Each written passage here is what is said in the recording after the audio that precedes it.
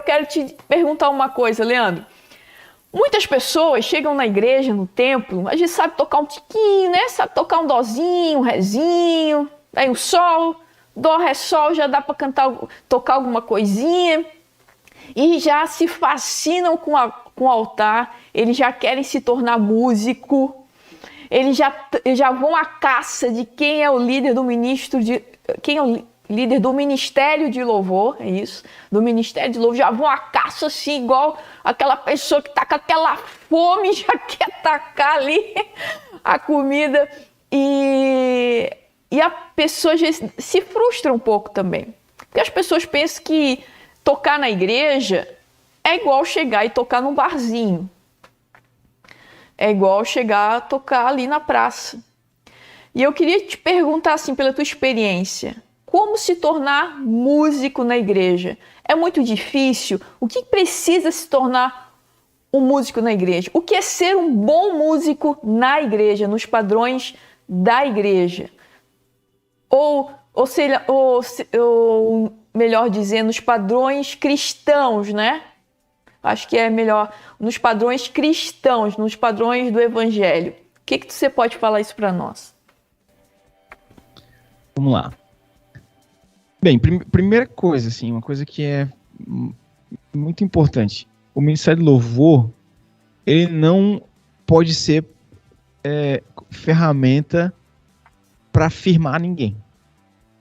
E tem muita gente que chega na igreja, porque toca um violão, ou toca um instrumento e tal, e é direcionado para o Ministério do Louvor, ajudar a firmar, não, para o cara ficar firme aí com a gente, fortalecer. O Ministério do Louvor não é para isso.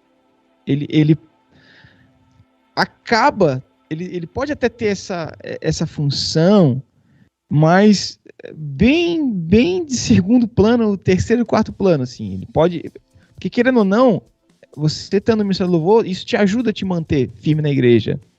Porque você está desempenhando, quando você trabalha, não só no Ministério do Louvor, na verdade, qualquer atividade que você faz dentro da igreja te ajuda a não faltar aos cultos, te ajuda a se engajar, isso ajuda. Mas tem algumas pessoas, por não entenderem, sabe aquela pessoa assim, o cara chegou na igreja, o que ele sabe fazer? Ele sabe tocar violão, então manda para o Ministério do Louvor. Então assim, o primeiro passo, o Ministério do Louvor ele não serve para isso. Não quer dizer que a pessoa não possa acompanhar o Ministério do Louvor. Ela pode, mas eu não acho que a pessoa deva, assim, a pessoa chegou na igreja, já vai ser colocada a tocar porque ela sabe tocar violão ou sabe tocar teclado. A pessoa primeiro, ela tem que, antes de subir no altar, ela tem que ter um entendimento do que é aquilo. O que está sendo feito lá em cima do altar. O problema é que hoje, em muitas igrejas, né, não vou chutar um percentual, não vou fazer que você leviano se eu fizer isso, mas pelo que eu tenho acompanhado, tanto da minha experiência pessoal, quanto de pessoas que às vezes vêm conversar comigo por causa do canal, ou comentários que são feitos dentro do meu canal, nem as pessoas às vezes que estão há anos envolvidas com o Ministério do Louvor sabem ao certo o que o Ministério do Louvor é e o que o Ministério do Louvor faz. Então quem tá começando, na verdade, quem já está envolvido teria que ter esse discernimento para ajudar quem está começando, mas quem está começando tem que, primeiro de tudo, ter um entendimento de que aquilo que está sendo feito ali não é qualquer coisa. Então, assim, se você sobe no altar sem estar preparado, aí, vamos lá, a pessoa chega na igreja, toca um violãozinho, mas ainda não tem vida com Deus. Ainda tá na igreja, mas ainda tá indo no bar, tá indo não sei o quê, ou dá um testemunho e faz aquilo. Aí o cara sobe em cima do altar, sem estar preparado, sem ter entendimento, sem ter vida com Deus ainda. E aí, às vezes, já outra pessoa que está vindo na igreja também já vê aquela pessoa lá em cima, daqui a pouco já vê aquela pessoa fazendo uma outra coisa lá fora, ou falando um palavrão, ou dando um mau testemunho. Aí gera um ciclo de pessoas frustradas. Aquele que está lá em cima e de repente ainda não entendeu, ele não está pronto, preparado para estar lá em cima. E aí, quando eu falo em estar lá em cima, não é só estar lá em cima, é conviver dentro de um contexto religioso. E aí, quem está envolvido com a igreja, aí vem naquilo que a gente falou lá no início, sobre homem, Deus é Deus. Quando você convive, você entra dentro de um contexto religioso, dentro de um contexto de ministério de louvor, de diaconato, de grupos de mulheres, de qualquer coisa que tenha liderança, que tenha hierarquia, você pode presenciar situações constrangedoras, assim, que alguém que ainda não está 100% alicerçado em Cristo não tem estrutura para ver, para participar. Sabe aquela coisa assim, ó, mas você está dizendo que tem coisas erradas no Ministério do Louvor? Não, não é isso que eu estou falando. Eu estou falando que o Ministério do Louvor é formado por pessoas, e pessoas têm coisas erradas.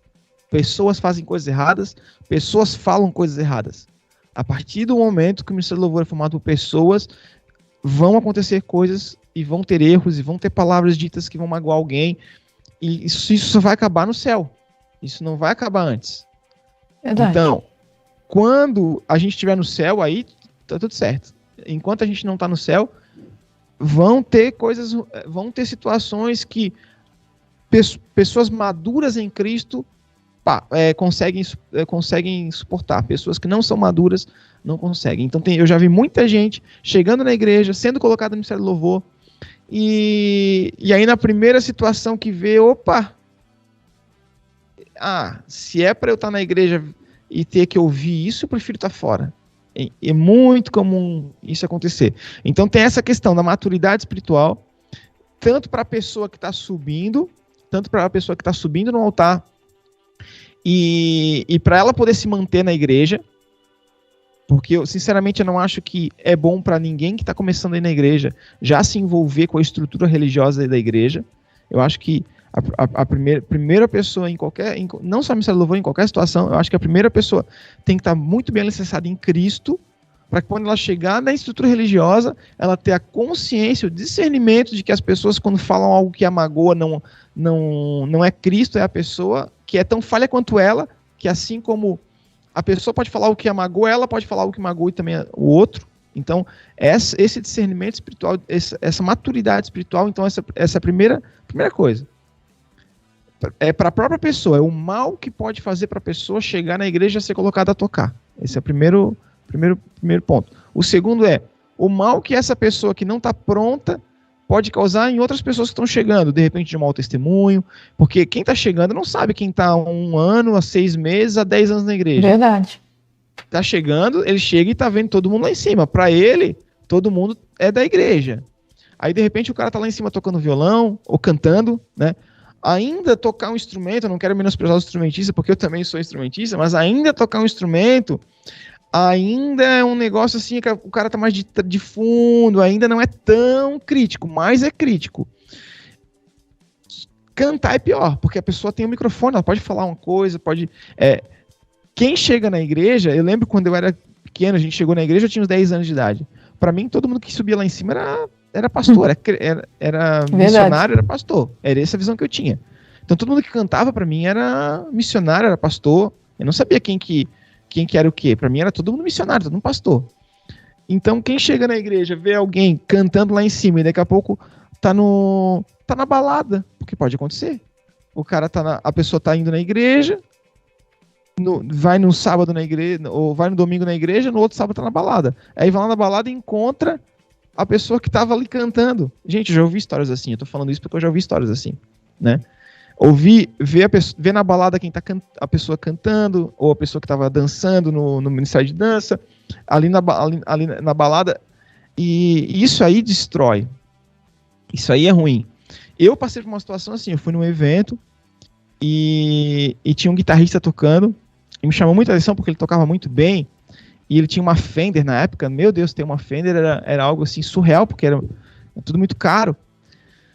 E aí eu fui num evento de jovens, ele tocou de uma banda cristã, e no outro dia eu estava num restaurante, e estava ele lá, ele, a namorada eles estavam bebendo cerveja.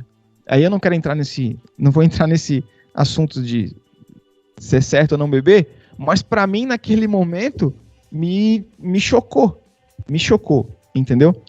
E porque ficou uma coisa assim meio aquele cara que eu tava olhando para ele como uma referência, daqui a pouco eu olho para ele, só que eu já tinha maturidade para lidar com aquilo. E quem não tem maturidade para lidar com situações assim? E esse é o ponto, né? O ponto da maturidade espiritual para a pessoa e para quem está vendo a pessoa participar. O outro ponto é o técnico. A questão técnica da pessoa estar apta ou não tecnicamente para participar aí vai depender de igreja para igreja, do contexto da igreja, tá? Vai depender de muita coisa. Por exemplo, você está numa igreja maior, que às vezes os cultos são transmitidos, né? Se exige uma qualidade técnica maior, porque até para não expor a pessoa, né? Porque imagina, né? Você vai lá tocar, cantar, daqui a pouco hoje tem aqueles sites worship fails, né? Que É verdade. ridicularizam as pessoas, né? É uma coisa até meio surreal, né? Alguém compartilhar um vídeo de um irmão para rir do irmão, né? Mas, ok.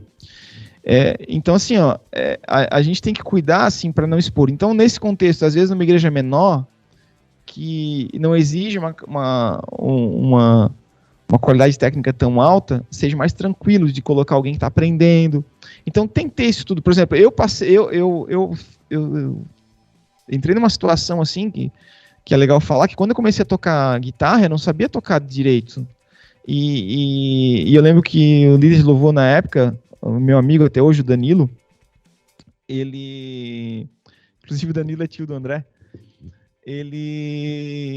Danilo é muito gente boa, meu Deus. Deixa eu só te dar uma cortadinha aqui, fazer igual Fausto Silva. Se você tomar uma aguinha. O Danilo é muito querido, assim, que quando eu comecei a tocar teclado, eu lembro que, infelizmente, o ser humano é de todo estilo e de gente, né? Bem isso aí que você falou. Daí tinha um cara, não vou falar o nome dele, né? Mas ele não gostava quando eu tava na escala. Claro, porque eu era iniciante, não sabia. Ele ria até. Uma vez até eu saí chorando da igreja, pensando, nunca mais vou tocar teclado. Porque eu era nova, né? Não tinha maturidade. Só que o Danilo, olha, Danilo, espero que você um dia ouça essa live. Eu quero te dizer, cara, que você é um cara fantástico. Você chegava no meu lado e dizia, Dó, Sol, era o que ele fazia comigo também. Fá.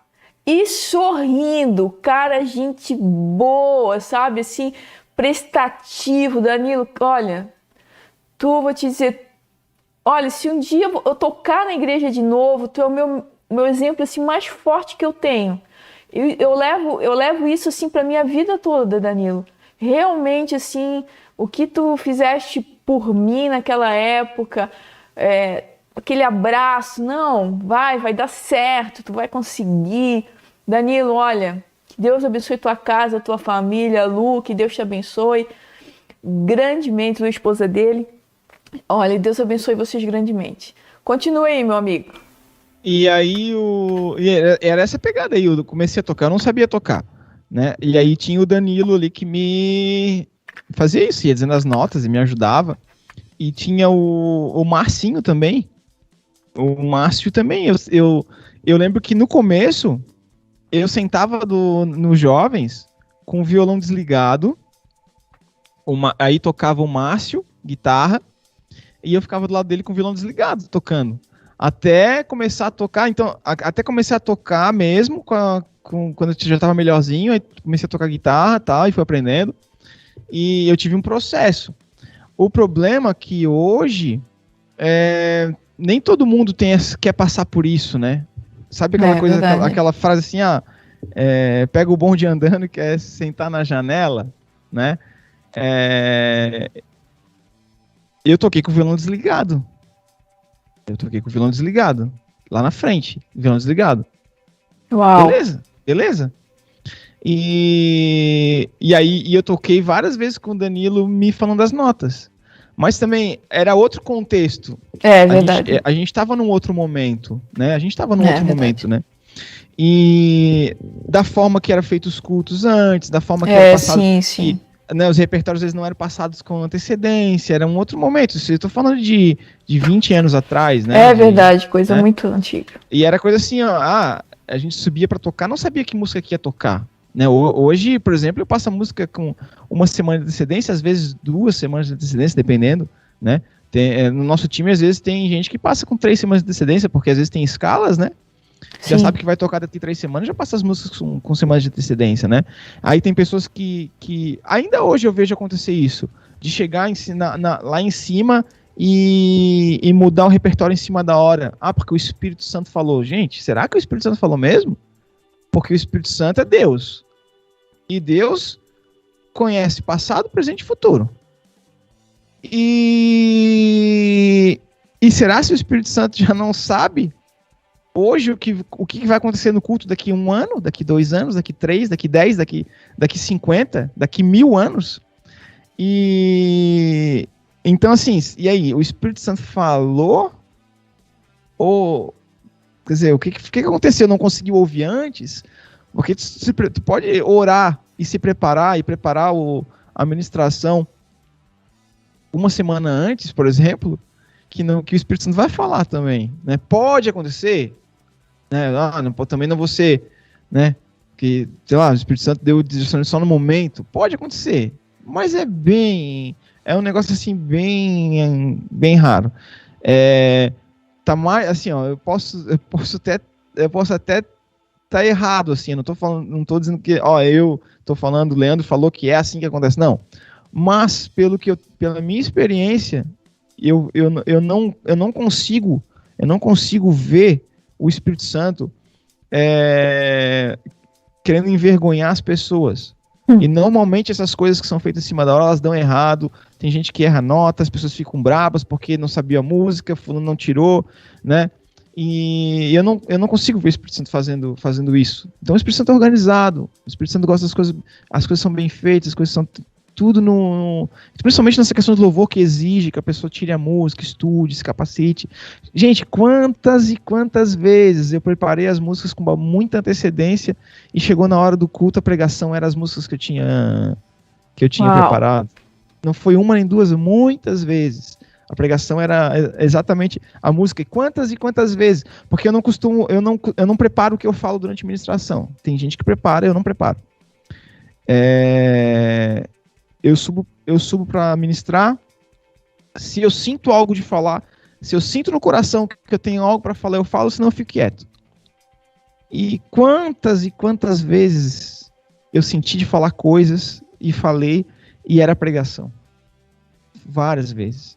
Então, assim, o Espírito Santo ele trabalha, mas ali era assim, uma coisa o Espírito Santo me conduzia a dizer algo para a igreja. E outra coisa antes do culto, eu mudar a música e quebrar a banda toda. Porque o Espírito Santo me falou que eu tinha que tocar essa música que ninguém sabe tocar. Mas o Espírito Santo me falou que eu tinha que tocar ela. Entendeu? Então, são coisas que a gente tem que ter cuidado, tá? Não vou dizer... Não vou colocar como regra que o Leandro falou que isso não acontece, que o Espírito Santo não fala que é para mudar uma música. Não vou falar, não tô falando isso. Eu tô falando que, na minha visão, isso é uma exceção, não é regra. Belezinha. Vamos para o chat. Eu ia perguntar quais são os conselhos para as pessoas entrarem no Ministério de Louvor, mas o Leandro também já acabou de falar aí os conselhos. Mas eu posso complementar. Eu posso complementar nessa parte. Peraí, deixa eu só dar uma olhadinha aqui no chat para a gente dar essa live aí é bênção, né, meus amigos? Superchat